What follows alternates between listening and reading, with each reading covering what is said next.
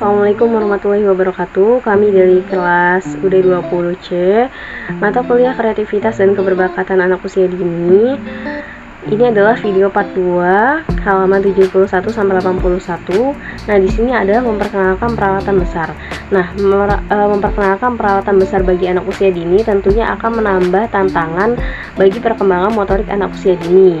Ini membutuhkan pengawasan yang cermat dan dapat membuat kepercayaan diri disertai kompetensi anak usia dini. Kita sebagai guru itu harus mengatur ulang tingkat tantangan yang berbeda sesuai dengan kemampuan anak tersebut. Karena kita menggunakan peralatan yang besar dan banyak tantangan, maka kita harus memberikan pengamanan yang ekstra bagi anak usia dini. Salah satunya adalah permainan jingle. Tujuan pembelajarannya itu bergerak dengan percaya diri dan aman, serta menilai risiko dan membuat keputusan berdasarkan informasinya. Nah, permainan jingle itu seperti yang ada di sini ya, di atas sini. Oke, nah di situ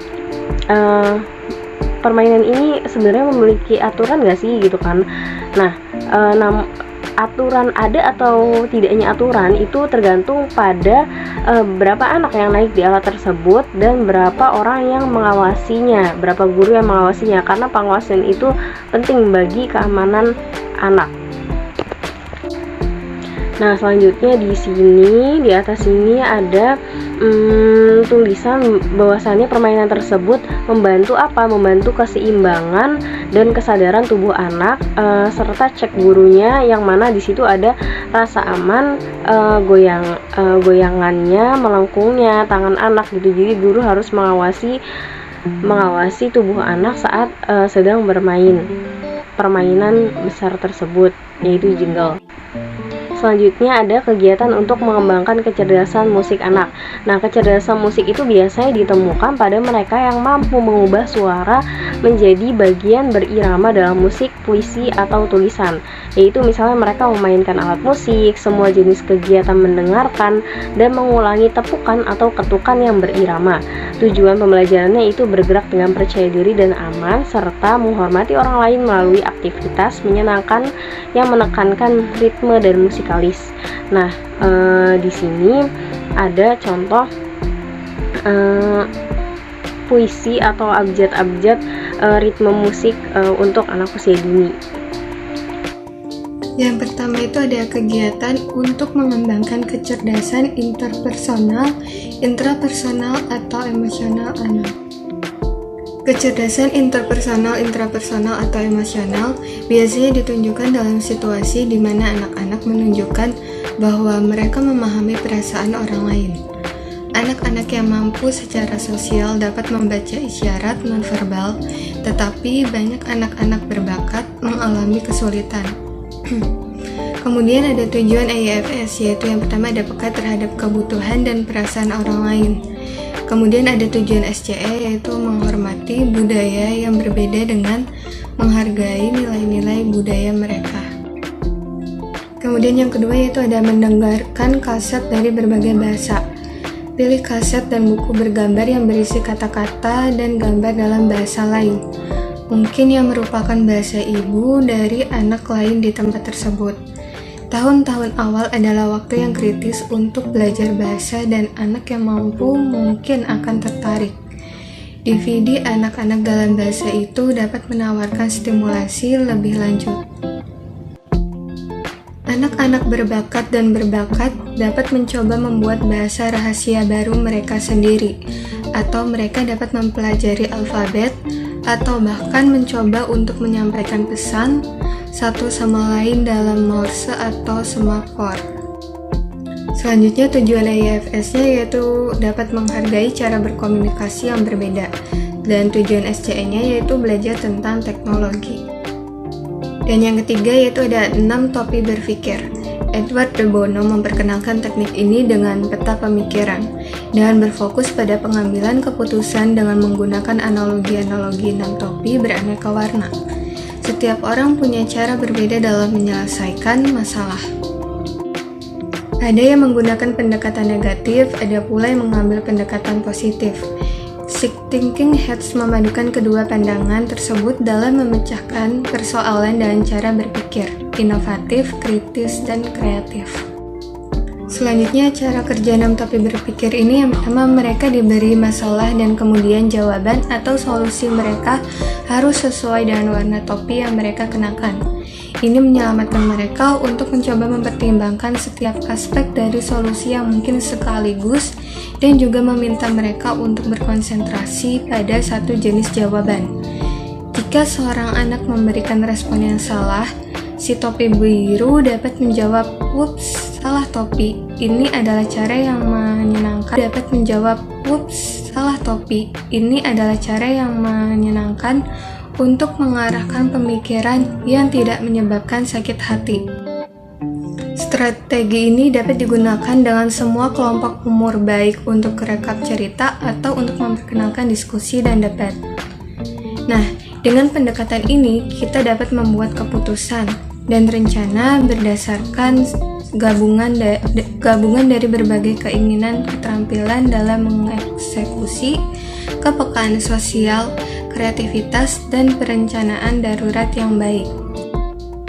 Dan tujuan dari AFS yang ini yaitu saling mendengarkan dalam berkelompok. Kemudian tujuan SCE-nya yaitu untuk mengenal bahwa orang yang berbeda memiliki pandangan valid yang juga berbeda. Sekian, terima kasih. Baik, selanjutnya memproduksi Cinderella menggunakan pendekatan 6 topi berpikir. Nah, jadi di sini itu ada cerita. Nanti bagaimana seorang anak berbakat berusia 4 tahun di Taman Kanak-kanak membuat program ini setelah kelompok tersebut mengunjungi teater boneka untuk melihat Jack and the Beanstalk. Nah, anak-anak sangat bersemangat dan memutuskan bahwa mereka juga bisa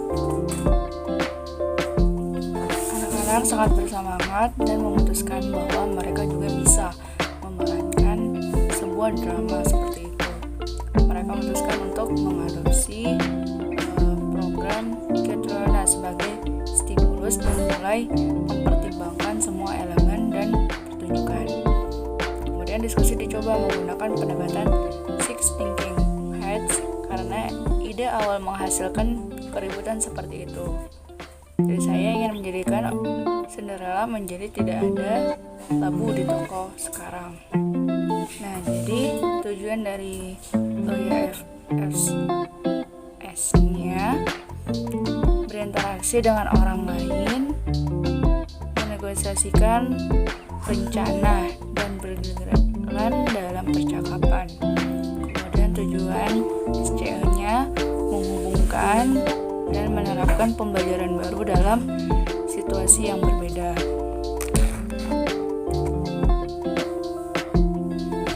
Vivian memulai dengan sekelompok anak-anak di ruang berbentuk panggung.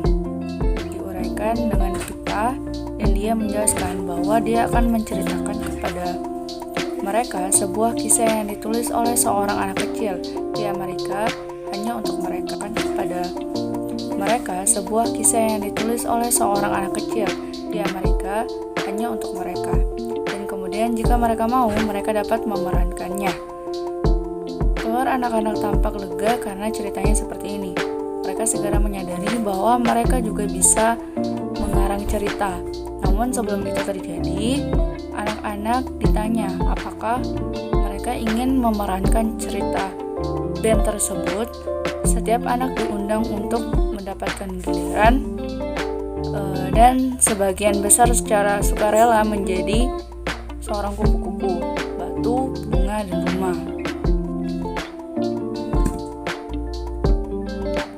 Hal berikutnya yang ditanyakan Vivian adalah apakah ada yang mau menceritakan kisah mereka kepada saya. Nah, jadi di sini fungsinya tuh untuk memancing anak-anak bagaimana pendapat mereka mengenai peran yang akan mereka lakukan. Nah, jadi guru mengenakan topi hijau. Anda memikirkan beberapa cerita sederhana seperti ini dan membayangkan bagaimana anak-anak dapat memerankannya. Tetapi hanya berikan saran Anda jika tidak ada yang datang dari anak-anak. Anak-anak berbakat cenderung memiliki banyak saran untuk memimpin yang lain, tetapi dengan anak Anda tidak pernah tahu. Jadi tujuan OYFS-nya menikmati mendengarkan bahasa. Misalnya, menjajahi dan bereksperimen dengan kata dan teks. Tujuan SCE-nya mengembangkan harga diri, mencapai kesuksesan di berbagai arena. Untuk anak berusia 11 tahun meneliti Edinburgh, tapi bisa di mana saja. Salah satu sekolah melakukan proyek giat di Edinburgh. Kelompok anak mampu di sekolah dasar 7 melakukan investigasi terhadap atraksi wisata utama. Mereka menyusun jadwal wawancara di sekolah dan kemudian mengunjungi tempat yang berbeda. Yang pertama, wawancara dengan pengelola bus wisata. Anak-anak menemukan beberapa banyak bus yang digunakan, rute yang mereka ambil, berapa banyak pengunjung yang datang, dan apa yang kewarganegaraan mereka yang secara khusus ingin dilihat oleh para pengunjung, dan bagaimana perusahaan menangani terjemahan simultan dari berbagai bahasa. Mereka juga mengetahui tentang pelatihan yang diperlukan untuk menjadi pemandu. Yang kedua, kunjungan ke toko tartan dan pembuat bagpipe.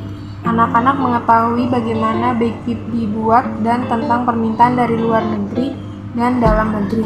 Mereka belajar tentang tartan dan klen yang berbeda dan cara yang benar untuk memakai rok baik untuk pakaian siang dan malam. Mereka menemukan biaya untuk memperoleh seluruh pakaian.